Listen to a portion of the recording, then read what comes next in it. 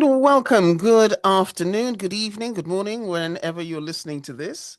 My name is Dr. Sylvia Smith. I am your host. This is Social Workers Matter, and this is a brand new episode. Wow. I'm sure we're getting to the 100 mark, I'm not entirely sure, but I know I promised big celebrations when we reached 100 podcasts, but I've lost count, so I must get myself sorted out.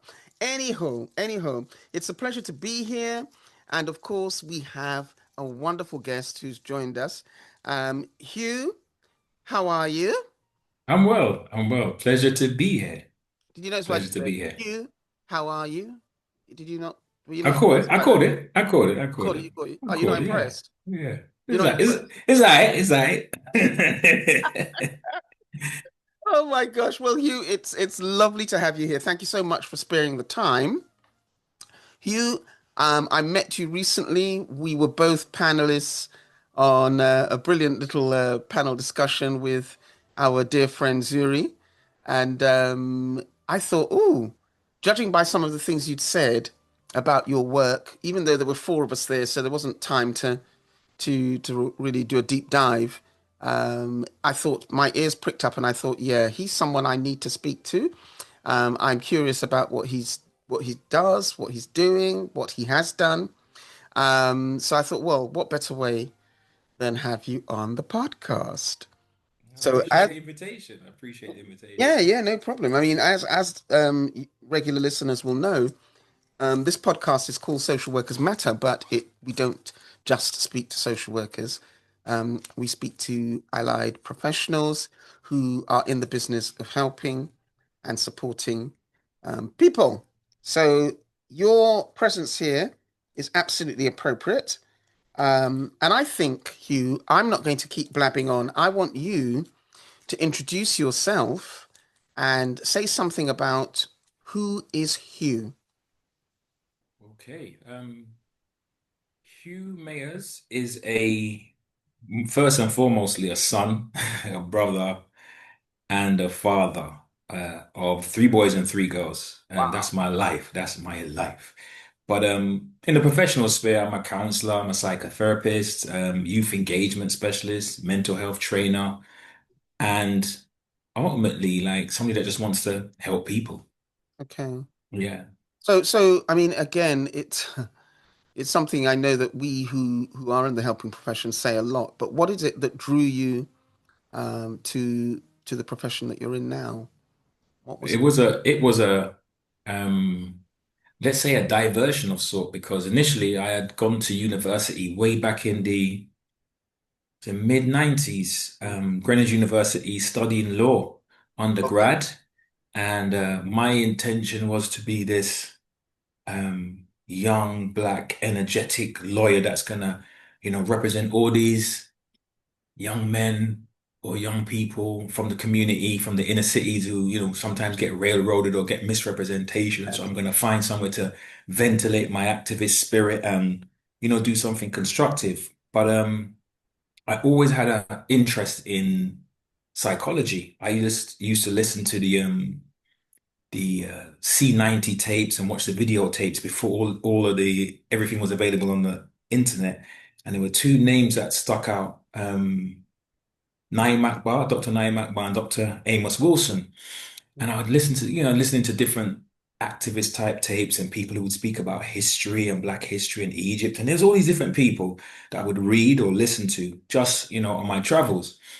But something stuck out about the way that these two gentlemen, these two brothers would construct their arguments, and they were very systemic. It just really stood out to me.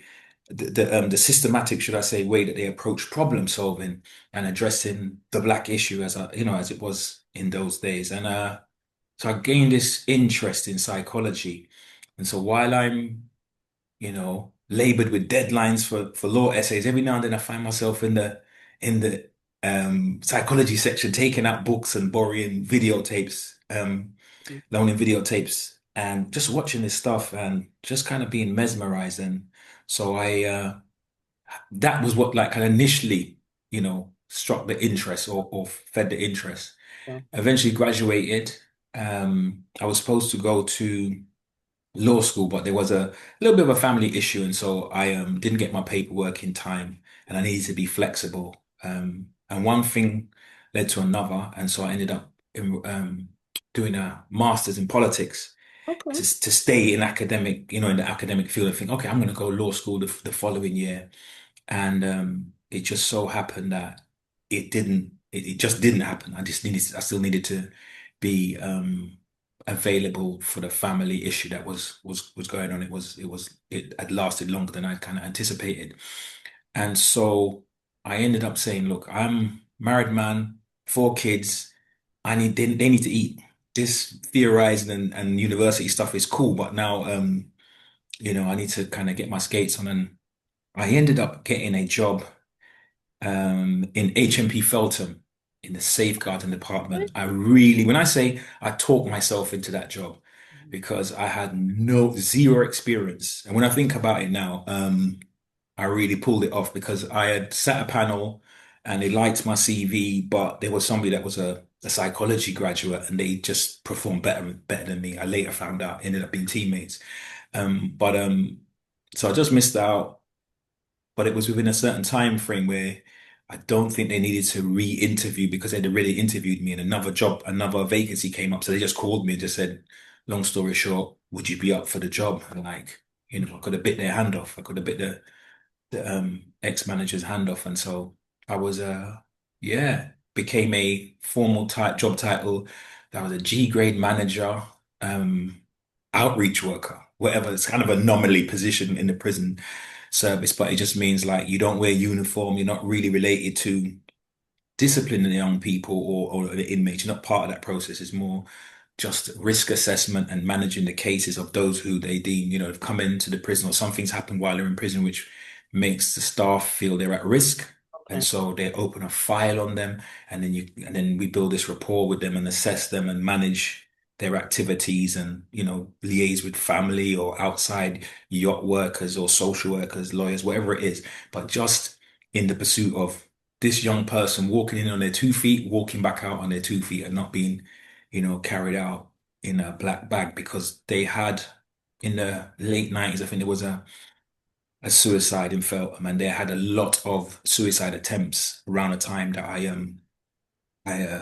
got that job with them. So it was almost as if like now we hardly hear about that institution in the mainstream news, but if everybody can remember the late 90s and early noughties, I remember it very well. Pelton was in the news and it was bad press. It weren't being celebrated. It was always some sort of controversy. And remember there was a young man that had been murdered there. So it was all this bad Oh press. yeah.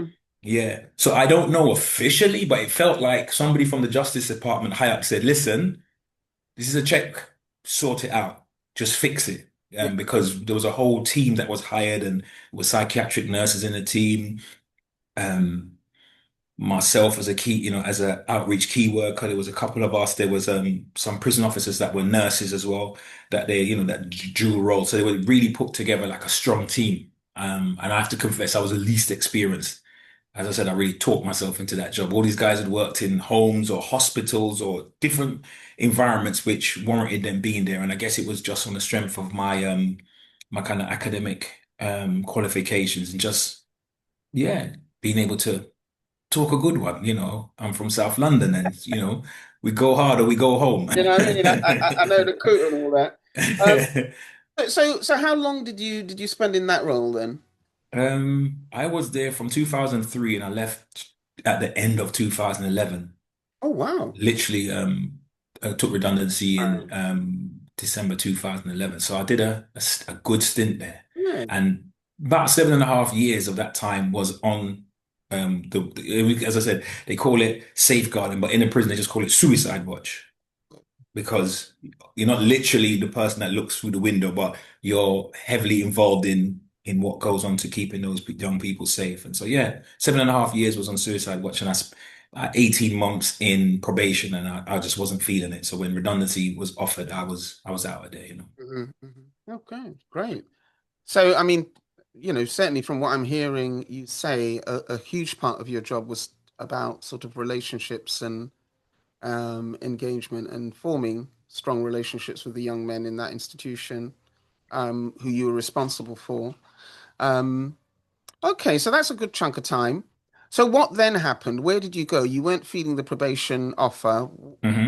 Where did you go after that? So I basically set up private practice, counseling psychotherapy private practice. But if I could rewind the tape a little bit to add in a little bit of put a bit of meat on the bones. So in the early stages of working in Feltham, so maybe I started in 2003, you're talking. So around late 2003, maybe early 2004, when I say in the good old days, when employers used to have money to send you on training and they used to throw money at you, right? Yeah, yeah, yeah. Um, so one of the teammates had gone on a like a taster course or some sort of preliminary course on counseling. Yes. And I remember he came back to the office one day. He wasn't in, say, the afternoon before, and he come back in the next day. So my old manager must have said to him, "So how did you get on?" And he said, "I hated it." Oh, wow. What? I hated it. Why? What's the problem? You know what? It was just a group of women, right, moaning about men, and Ah! I was the only guy there. It's all right. I didn't really pay much mind. I didn't know that much about counseling more than it's, something to do with people skills and interacting with people and understanding people. Um, but the manager said, look, we've got budget. So if you'd like to find a course in your area, you can have the afternoon off every week for, however long the course is. And we'll pick up the bill. You could, see what it's about. And I thought, even at that time, not fully knowing what counseling was and the relationship with psychology, but I knew there was some sort of link. And more than that, I was thinking, this job that I'm actually doing, I would benefit from upskilling because this is a bit of a bigger ask. So I'm gonna take advantage of it. And I went to Lewisham College, like I said, way back, maybe 2000, late 2003, early 2004, to do a 6-week course. And I think from the first week, maybe 15 minutes in, it's like the light just switched on, like, wow, this is what I want to do. This Really? is what, yeah. Yeah, it was just engaging. It was just engaging in a different type of way. Hmm. Hmm. So what sort of modality? Because I know that you do some CBT, cognitive behavior therapy, but the I mean, I done counseling courses, and it was very psychoanalytic. Um, what would you say the modality of your program was? So at Lewisham, they did a they used to have a counseling diploma, 2-year counseling diploma, higher professional diploma, and mainly studied the Rogerian model, this person-centered, person-led therapy. But I guess it's to do with the job market and to, do justice to those who are joining, who are doing the course. So we did learn some other humanistic models of therapy as well, like existential therapy, Gestalt therapy. So we had to do exams in a few different fields, but the main driving model, if I'm honest, was person-centered. Right. That was like the first calling. So I completed that in 2007. Still working at Feltham. Was still working on in safeguarding. It was going well. And I really felt a surge of confidence and competence after qualifying the skills that I'd gained. Yeah. And around 2011, money dried up by then. All that stuff about paying for your course and everything. It's different times now, Yeah, right? It's different yeah, times. yeah, yeah. But Feeling. I got the bug. So I went to Goldsmiths and did a master's in rational emotive behavior therapy, CBT. So it's a little bit of generic CBT, but it's very much the Ellis model that's like leaning into the Greek philosophy, Stoic philosophy. Okay, okay. I So love me a bit of that's toast. But a psychotherapy component. Yeah, Nice. yeah, I totally think, different. yeah, I mean, I think what's also great is that you were able to sort of apply some of what you were learning to your day job. That always makes things come alive, doesn't it? When that's possible. Um, so okay, so take us continue with the journey and take us how you got to where you are now. So yeah, so let me see, where am I now? So I've taken redundancy, set up private practice in Brixton, and I did some placements when I was training. at Mind and working for free. And I kept in good relations with them. I'd finished at a certain point a few years after I'd qualified and stuff like that. I'm like, why am I going across halfway across London and, giving up my free time? I'm qualified now. Like, no guilt, no guilt, right? So I've left. And I got contacted because I stayed in good standing with the staff and they said, oh, there's an assessor job available and whatever. And so I started to do some assessing with them in between doing my private practice. And then a managerial job came up and I took that as well and kind of balanced the two, private practice, and working at Mind in the counseling department, case managing. And With then, adults or with children? no, this is adults. This is adults. So, Adults. the generic counseling service. They had bereavement counseling service and generic counseling service. And they had some work with the young people in the Prince's Trust. And so I was doing bits and pieces with them, also delivering training, like I started to do mental health training, suicide awareness training as well while I was working at Mind. And it was in 2020. I remember I had a whole load of annual leave.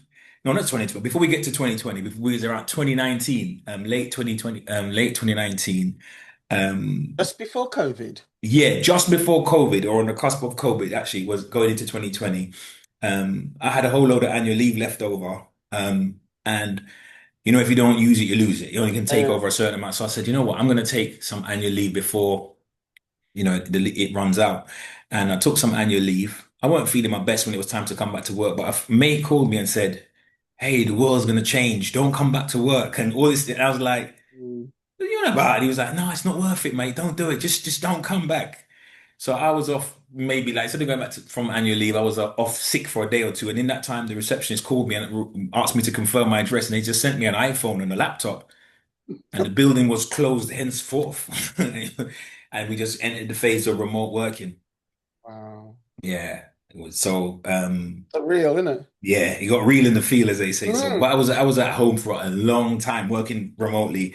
And yeah, after a while, a little bit of stir crazy started to set in. So when I got headhunted by a different charity to do this work, this research. They had an interesting research piece. There's a intervention specifically for boys, Mm. school age boys, teenage boys, like in terms of like a 2-year program, weekly session, individual sessions, um, but teaching them a curriculum related to developmental curriculum related to like a rites of passage, but Okay. there's a therapeutic component to it. So it allows them to, so while there's a curriculum, so they're learning these different values like self-determination or accountability or integrity. There's specific lessons on that, but it's very process orientated. It's very discussion. There's no pen and paper. Hmm.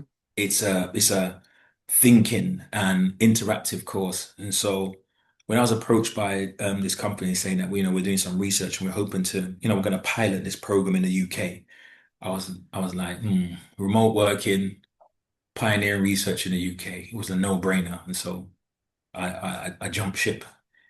Okay. And I've been doing this work since 2020. I think I started late 2020 in Peru of all places, which is a bit of a back. Although I worked in the prison, it's still its own baptism of fire because this is like civil society. This isn't like a I'm up. like they don't stay here. It's different. You work in a prison, you get acclimatized to a prison environment, but then you work in a Peru, and it's like it's a school of sort or a learning center of sort, but it's got its own culture and rules and etiquette Yeah. Yeah. that you still need to, adjust to.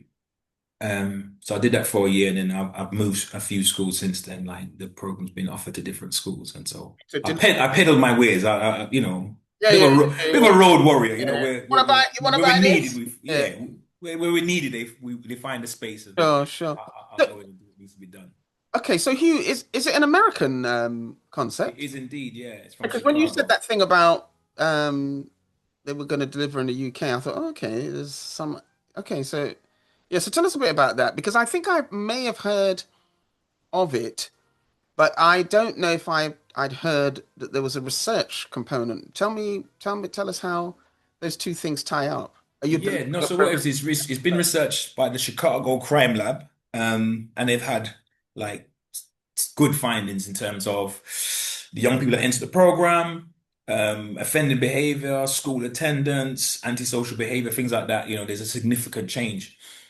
and positive impact. Not happy ever after, but a significant transformation takes place in the schools where the program is delivered. Right. And so the idea is to, or has been to see how does this play out in the UK. But the Americas, it's the Western world, so there's so much similar with America and Britain, but at Mm. the same time, Britain and America are not the same. Oh. And so we've had to what do you call it? Cultural adaptation. Certain lessons we have to switch up the language, or there may be a film that we show as a part of a lesson. Just an example, like it might be something about basketball and Michael Jordan, but it's like the Mm-mm. kids in Britain switch off. This is dead, sir. Do we have to? Is this for half the lesson, sir? This is dead, man. This ain't a struggle. So then the learning is, oh, so if we get something about Messi or some football player, Yep. Premiership Yep. football player, and you show Yep. a similar type of thing, and then they start, yeah, they tune in different and say, okay, we make a note of that.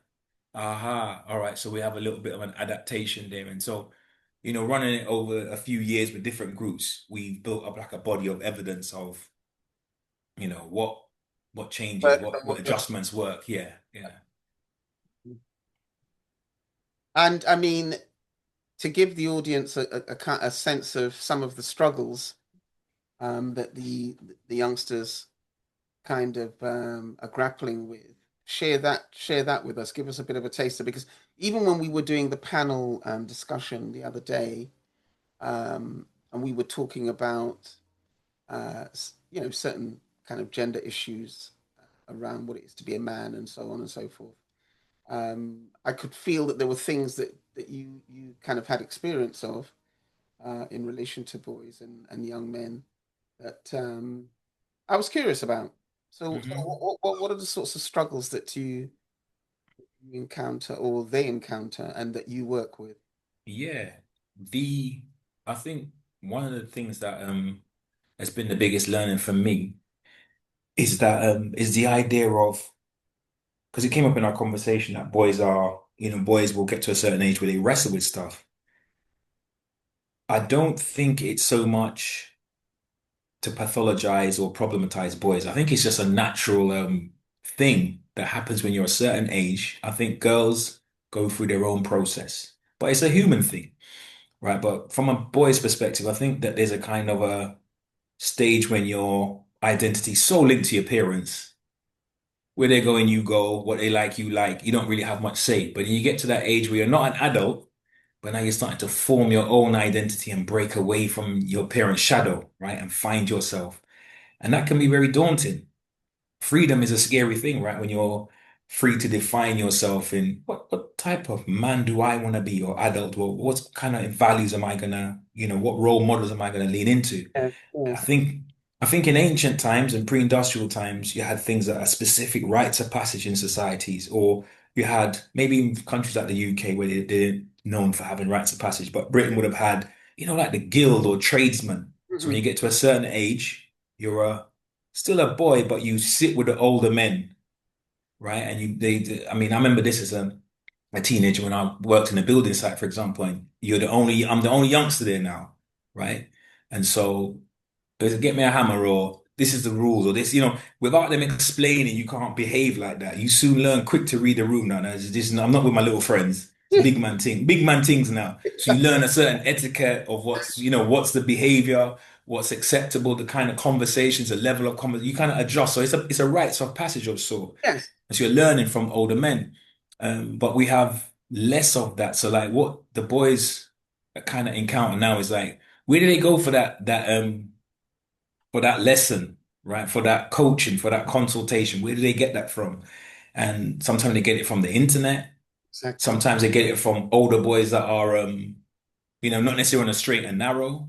They're just figuring it out. Yeah, yeah, They're just figuring it out. And there is a lot for young people to contend with, whether it's things like bullying, pressure, peer pressure, and expectations because every one of the expectations that happens to often happens to young black boys, I think, amongst many different things, but is this idea that everybody's supposed to be this expectation that every young black boy is supposed to be super assertive.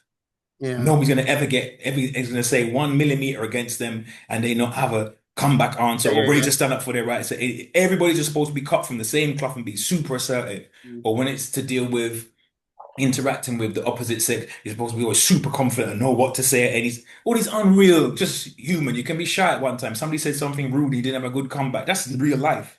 But Mhm. the pressure of what you're supposed to, this imaginary bar, I don't know who created it, when it was created, how it was created, but this imaginary bar does affect, I think, mental health, and sometimes people introvert and struggle with these, these different type of like developmental issues or developmental stages. I mean, as you were speaking there, I was thinking back to my days as a youngster, many, many, many, many moons ago. Um, and thinking about, as a young black woman, um, and the young black boys, and this whole thing about losing face, feeling ashamed. I think some of those kind of characteristics lie beneath some of that behavior, and shared amongst them all, and that constitutes the pressure. Um, and I mean, I don't know if it's necessarily specific to the black community, but I know as a young black woman, and obviously knowing young black men, that whole thing around feeling embarrassed, feeling ashamed, not allowing others to have you know one up on you and so on. Um, it's really difficult, and I'm sure it's even more intensified with things like the internet and so on, where your shameful moments can be so publicly seen and observed and so on. Um, what do you think about that? Does that kind of make sense? And no, it does indeed. I think that because we're all human, regardless black, white, rich or poor, young or old, there's going to be always things that overlap where young people's journeys, right, are going to be. There's so many similarities because we're more similar than we are different, right? Whether male or female or people of different ethnicities. But there is something I probably, because of history and the way society's structured, that there's still a unique element for black boys, maybe because of the perception in the media of how black men are shown in the mainstream and so expectations. But to bring it back to the cyberbullying, I think that you alluded to, that is really chronic at times or really potent because I know the idea of when there was a fight, who, as a kid and there was a fight, it's just hearsay. Yeah, yeah, And people could, no, it was a tie. We used to use that word tie, yeah, yeah, like it's yeah, a race. yeah, No, yeah. he didn't No, beat me. nobody He won. didn't Nobody win. won. He kind of flipped me, but then I came back and so it was a tie. It was a stalemate. It was, dead heat, Mm. right? But now, you know, I think the kids, there's a culture of not just filming stuff. Because working in a school, I worked out. Then I worked out, how does he always film these fights? Like, how comes people have always got their cameras ready?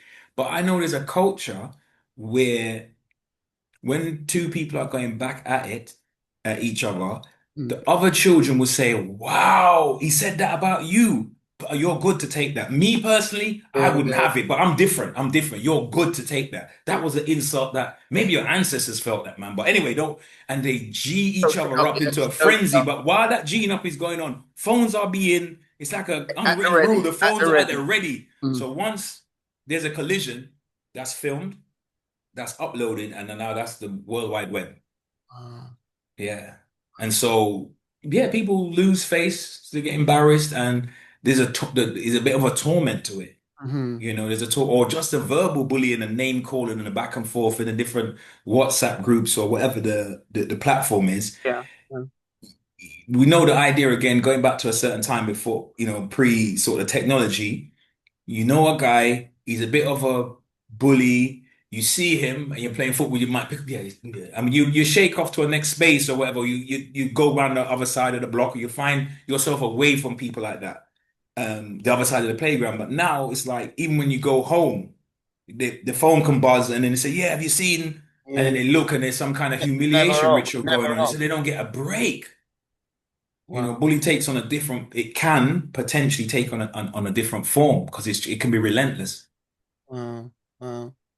So I mean, Yeah, I mean that's just a snippet of life as a youngster in Mhm. 2025, and possibly since the since the internet has played such a significant factor in all of our lives, and unfortunately, in a detrimental way for young people. But tell us a bit more about your program and how that's delivered and what's the impact in your view? Because you did Okay. allude earlier to, some positive outcomes, but give us a bit more of a flavor of what goes down. Yeah. So I am. I deliver, or what you should say, me and my colleagues deliver we have a manual, and we deliver 30 lessons over a 2-year period. Oh, wow. In With an you ideal, both. in an ideal world, in an ideal world, but the nature of the group dictates how far you get through the manual because it's process orientated. So you might have a first lesson. Um, there is a component, one of the things we teach the boys to do and are socialized to do is to check in. So to start sessions off and the kind of like taking an emotional temperature. Anybody can share an experience or how they've been and why they feel a certain way at a particular time at the start of the lesson. And we usually finish the lesson with a checkout as well, like, how we're doing at the moment, Yes. how Yes. you feeling right now. But there is a element where there might be an icebreaker. Hmm. There's an activity, but then we sit down and then we discuss, process the icebreaker. What happened, or what did you do, or how did you feel about that, or what was it when you was the only one standing there? How did you feel? So yeah, I was kind of felt a bit awkward. All right, what was that like? So there's all these process pieces, but what we notice is that boys, I'm saying boys, not every boy, but common, they're super energetic at a certain age, and Hmm. so to sit still and just be conformist and put their hand up politely and just be quiet is Yeah. extremely a big ask, Yeah. Yeah. right? So what we do is, hey, you're speaking now. I'm speaking at the moment, so we get them to lock in, right? We have a check-in, but then it might be all right. Let's get up and do an icebreaker exercise, and then we come back and we process that, and then we say, all right, I've got a film to show you, right? And we're going to discuss the film after. So lock in, listen to what there's, and so we keep it. There's always Moving. a Yeah. moving element to it, and then there's an activity where the group needs to work together to accomplish a collective goal. Yes. And Yes. so that's when it starts to cook because there's potential rewards at the end of the rainbow. Hmm. So then within that undercurrent of the lesson is like, how do I, one, manage my emotions, my frustrations? Two, how do I work with other people? Some I may be acquainted with more and talk to friendly. Some of them, they're really my guys. Hmm. But we're now locked into this process where it's a collective goal. So how do I manage that Navigate relationship and that. give Yeah. Yeah. feedback and navigate that? So it's all opportunity for them to develop their communication skills, their relationship building skills, their emotional regulation, Hmm. um, and thinking outside of the box. So there's components that we pull out, there's these things that we pull Yes. out of them Yes. by creating you could say like it's an artificial, right? Yeah. Yeah. Yeah, Artificial. it's artificial, Yeah. Yeah. Yeah. but it can get really heavy. Mhm. So those are the lessons that we'll have lessons with certain format and certain material, and there's an element where I may do a mini lecture where I say, okay, so now we've done this. What is it about rites of passage? What does it mean to you? And we will discuss, and I'll give information. Mhm. But because of the nature of there's so much process, sometimes somebody's triggered or Mhm. something comes up, and then the conversation could change. So I've worked in space before where maybe the young person has had a serious relationship crisis with the love of his life. Now, people are going to say, well, he's 13, what love of his life? But when you're 13 and you fancy this girl and she says she's your girlfriend and you're her boyfriend, and then she don't pick up her phone, like it or not, Yes. that's a crisis. Mhm. Yeah, he's in pain.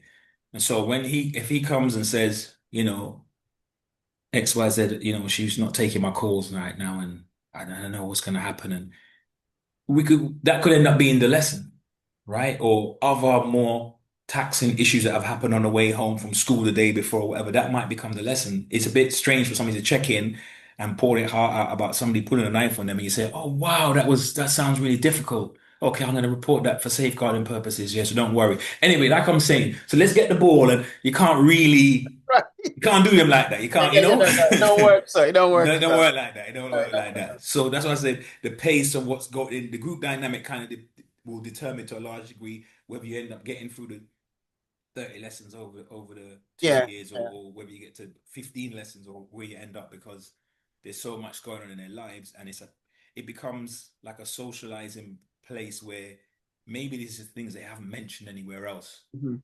but it becomes a space of what happens in this room. If it's not risk related, it stays in this room, It's a you safe, know. safe space, Yeah, and they can touch on whatever's troubling them. I mean, in the context of a PRU, people referral unit, if you yeah. that is, um, would you, they would the youngsters be with you for the entire day? I mean, how does it look in terms of a week? Oh, in a week, if I have 5 groups, Yeah. groups average about 12 in a group in an ideal number, 10, 12 in a group. Um, there's one lesson a week Okay. for that group, one lesson, just an hour. That's a normal school lesson. It's not an after school club. It's not a lunchtime club. It's not a preschool club. It's a bang in the school day. So maybe you would have been going to Spanish, but because you're part of Mr. Mayers's intervention, you period 2 on a Tuesday, you attend the class. Hmm. Um, and there will be those that have specific issues going on in general in life, where head of year, mum's made a phone call, dad's made a phone call, that warrant like some one-to-one work. And so there'll be some that not every boy on the program will like have one-to-one sessions, but there'll be some that you take out of another lesson or just for a portion of a lesson to speak with them for half an hour just on a weekly basis to monitor and help them, work through stuff. I mean, it really sounds great. The fact that these youngsters have an opportunity to kind of explore their inner worlds, if you like, Hmm. if appropriate. And I think when we hear about what goes on for young men and the struggles they have with sort of expressing feelings and so on, it's good that there's a safe space where that can happen. Um,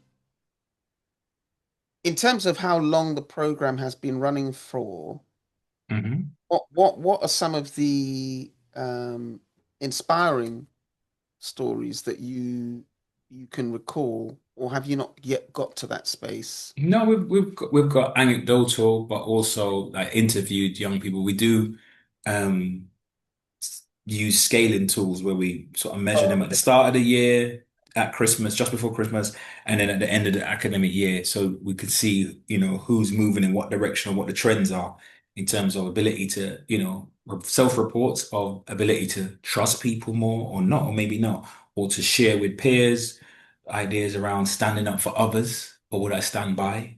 These different areas. That we measure. So okay. there's that. But there's also people come out and the young people have come and given their stories on tape being interviewed, for example, and spoke about what they noticed, the difference they noticed in terms of maybe regulating their anger. I Mhm. started when I was in year 8 and I started the intervention. I used to before that I was getting in a lot of fights and I joined the program and I've been able to really deal with that. It's not that I don't get angry, but I can deal with that. It was consuming me. I was fighting every other day, but now I can manage that much better. Mhm. So we have things like that. I'll give you a story though, with a group that I was working with some time ago, and it was a tough group, right? Year 8 group. Year 8 groups can be tough.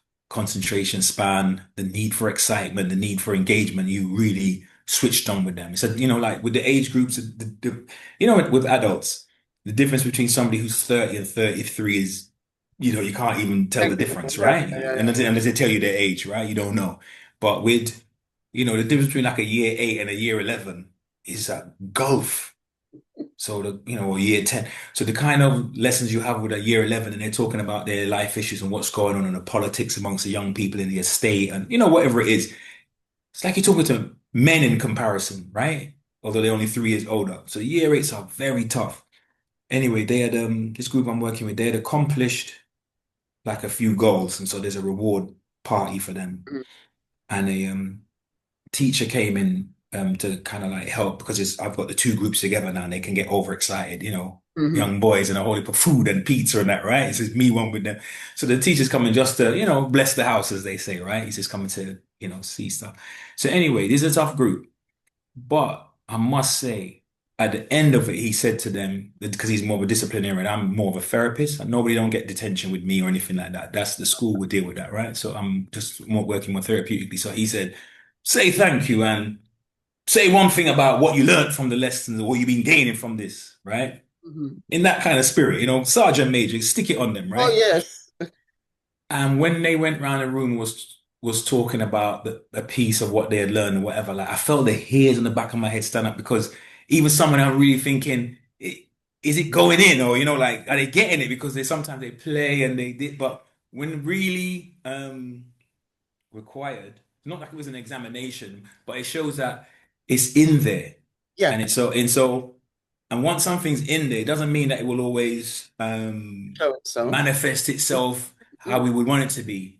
So and it kind of reminded me of when I was around maybe some of my dad's friends who used to mentor me or play a role in my life, and they were like old military men and whatever. They would say certain things, and I'll be a kid, just being a kid. But later down the road, I kind of, Mm. yeah, I used to say that. And it clicks. Yes. And it clicks, and you think it's there. It's actually in there, right? It's a computer. It's there, but it just didn't. It wasn't the time for that key to be hit for it to come back. So that really did remind me, more than just the forms that we fill out and the kind of data, the sort of analytical data, but just hearing them all speak individually, it reminded me of how important it is what's being done. Like it's Yeah, really well, important. yeah, and Important. even you saying that's reminding me of a conversation I had this morning with another guest who was talking about his work, and um, we live in an age where everything we do is being measured, and everything we do, particularly in our work, there's this whole sense that we want a quick turnaround, we want quick resolutions, and so on.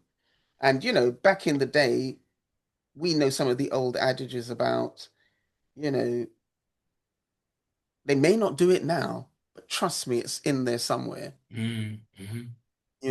So there's always Mhm. value in that sort of mentoring and wisdom, um, and so on, because even though they may not enact it now, at some stage, and I mean, we know that for ourselves, as you've just illustrated, and I mean, I can say the same thing with some of the wisdoms that I received as a youngster. So there is the stuff that needs to be measured, I suppose, to validate programs and so on. But there's also this other stuff that isn't always apparent, but it's there. It's there, and when you hear that kind of feedback directly from source, you realize, yeah, yeah, it's touched Mhm. them. It's touched them. It's touched them. Good, good, good, good. So, what's the future looking like in terms of you as a therapist? I know you have a YouTube channel. What was behind that? Why did you set that up? The YouTube channel, I uh I did some TV work on the satellite, on a sort of niche station, a religious channel, and Okay. it was a marriage show, like a relationship show. I had a co-host, and people would call in or write in and give scenarios, and we talk about like relationship dynamics. And it was a little bit of a narrow editorial line, and so uh, good people, nice people, still in on good terms with them, but at a certain point, I wasn't doing that work anymore. And I was like, hey, the YouTube, you don't need a big satellite dish. You don't need to be Oh, paying, you want to reach the masses. It's kind of free. And so I just started to interview people on my channel on a show called It Takes Two. And I've just talked to fellow professionals. Hey, you fancy coming having a chat and we'd just talk about different things. And it just evolved out of that. And so a lot of what I do talk about is relational stuff in terms of romantic relationships and, concepts of solutions and navigating. But also, I do lean into issues related to black men and boys as well, Mm, because it's a niche. It's a particular area that I think is maybe underrepresented in the mainstream. And mm. so I try to add my two pence in, use my clinical training or my just life experience to bring to the table and just, try and add something to the conversation. So I guess I use it almost like therapy in a sense of it's not always about me coming with information and having the answers, but maybe asking the therapist to unpack and ask those questions. That's like the elephant in the room. Nobody's mentioned this, but it's a pressing issue. So I try to ask those questions or Mhm. allude to those issues that maybe we haven't touched on, and just to get people to reflect. Okay, how long have you been going? Probably since 2021 or something like that. Yeah. Oh, okay. Yeah, yeah. Well, Got 100 plus videos. we, I've had many a hiatus. It's taxing. It's not like my day job. So there's times when oh I've yeah, trust fallen off the radio, and then there's times I have a good where I'm doing a video a week or sorry. Mhm. short video, long video every week, and Yeah. things like that.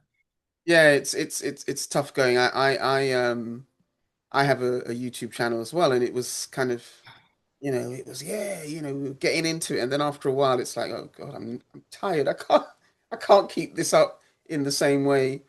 So periodically I'll put something on YouTube, but I focused more on the podcast because it's kind of, in terms of workflow, it's far more straightforward to sort of get something out there. So, when you can, you do. When you can't, you don't. Yeah, yeah. Right. But I've got a few spicy conversations up there. Some of Okay. my some of my most more recent conversations is I had a life coach. Sometimes I just speak to the camera, I just shoot from the hip and speak to the camera. But I had a life coach come and share some of her insights. Recently we had a couple episodes, and she very, feisty lady. And she's written about 5 books and made a documentary. So she Wow. had she had something to say, Yes. and I wanted to really extract the most out of her. So we had a couple interesting conversations. So they're some of my more recent publications. They're up on the channel as well. Okay. Well, we'll Yeah. we'll we'll put once we're done our conversation, we'll get your